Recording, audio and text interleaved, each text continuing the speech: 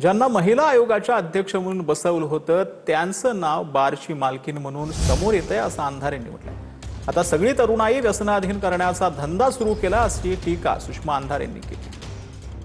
कुणी कुठला व्यवसाय करावा according to Indian constitution chapter 3 article 19 everyone has a right. प्रत्येकाला आपली ब्रेड बटर मिळवण्याचा अधिकार आहे, रोजीरोटी करण्याचा अधिकार आहे। कुणी कुठला व्यवसाय निवडावा याला काही कुणाचं बंधन असायचं कारण नाही। अगदी पब बार सुद्धा फक्त नैतिक प्रश्न एवढाच आहे की ज्या बाईला महिला आयोगाची अध्यक्ष म्हणून बसवावं, जर त्याचं नाव जर त्या बारची मालकीण, आता मला माहित नाही ती बारची मालकीण आहे की नाही ते, पण तीच बाई जर बारची मालकीण म्हणून जर नाव बातम्यांमध्ये येत असेल तर हे मात्र गंभीर आहे। आधी महिला लैंगिक शोषणात नाव आलेलं होतं आणि आता पब बार म्हणजे सगळी तरुणाई व्यसनाधीन करण्याचा धंदा।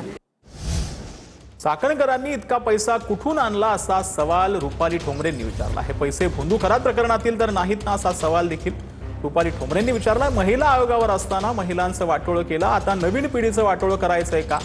रुपाली ठोंबरेंनी हा प्रश्न केलेला आहे। हा पैसा आला कुठून? तर हा पैसा या भोंदू बाबाच्या खरातनी जो महिलांना अत्याचार केलाय, ज्या महिला आयोगाकडे येत होत्या त्या महिला खरात बाबाकडे पण जात होत्या, त्याच्यामध्ये सुद्धा त्या केसेसच्या माध्यमातून अनेक मोठ्या रकमा घेतल्या गेलेल्या आम्हाला समजते। त्याचा तपास व्हावा। आता रुपाली चाकणकर यांच्या संपत्तीची चौकशी व्हावी। का पुण्याची संस्कृती बरबाद करतात? म्हणजे महिला आयोगावर असताना महिलांचे वाटोळं केलं आणि आता आमच्या नवीन पिढीचं वाटोळं करायचंय। शिवाजी पार्क मैदानाची जबाबदारी एमसीए कडे देण्याबाबत ठाकरेंच्या शिवसेनेमध्ये मतभेद असल्याची चर्चा आहे। शिवाजी पार्क मैदानाची जबाबदारी एमसीए कडे देण्यास आदित्य ठाकरेंचा विरोध आहे, तर मिलिंद नार्वेकरांनी शिवाजी पार्क मैदान एमसीए कडे देण्याची पालिकेला विनंती केलेली आहे।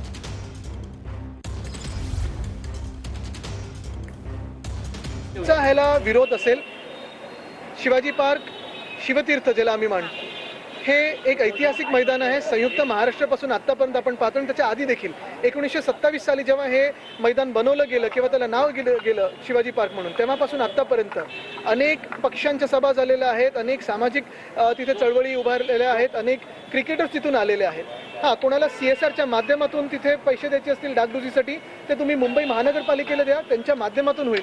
पण काही क्लब्स असे पण आहेत ज्यांनी एक पिच सोडून पिच वाढवलेले आहेत, प्लॉट वाढवलेले आहेत, ते अनधिकृत आहेत, त्याच्यावर पण देखील महानगरपालिकेने लक्ष घातलं पाहिजे।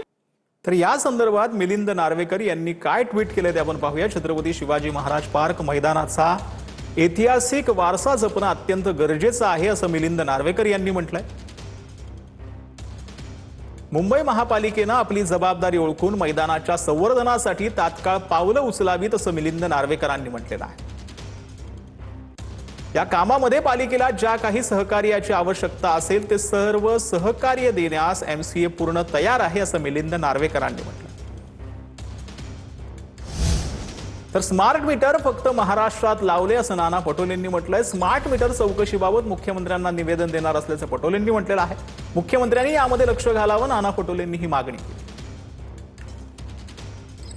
बाकी राज्यामध्ये स्मार्ट मीटर का कंपल्सरी केला गेला नाही, महाराष्ट्रातच का केला गेला? दिलेल्या कोळशामधून कसे त्याच्यात राख मिळवलेली होती, त्याच्यात गोटे कसे मिळवलेले होते, त्याचे पर्सेंटेज किती होते, याची सगळी माहिती या कागदांमध्ये आहे।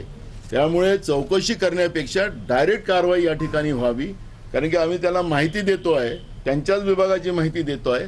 त्याच्यामुळे मला वाटतं की एक आपले स्वच्छ प्रतिमेचे असलेले राज्याचे मुख्यमंत्री देवेंद्र फडणवीस या प्रकरणामध्ये तातडीने लक्ष घालतील आणि हा चाललेला भ्रष्टाचार थांबवतील, नाहीतर त्यांचाही सुद्धा याच्यामध्ये सहभाग आहे।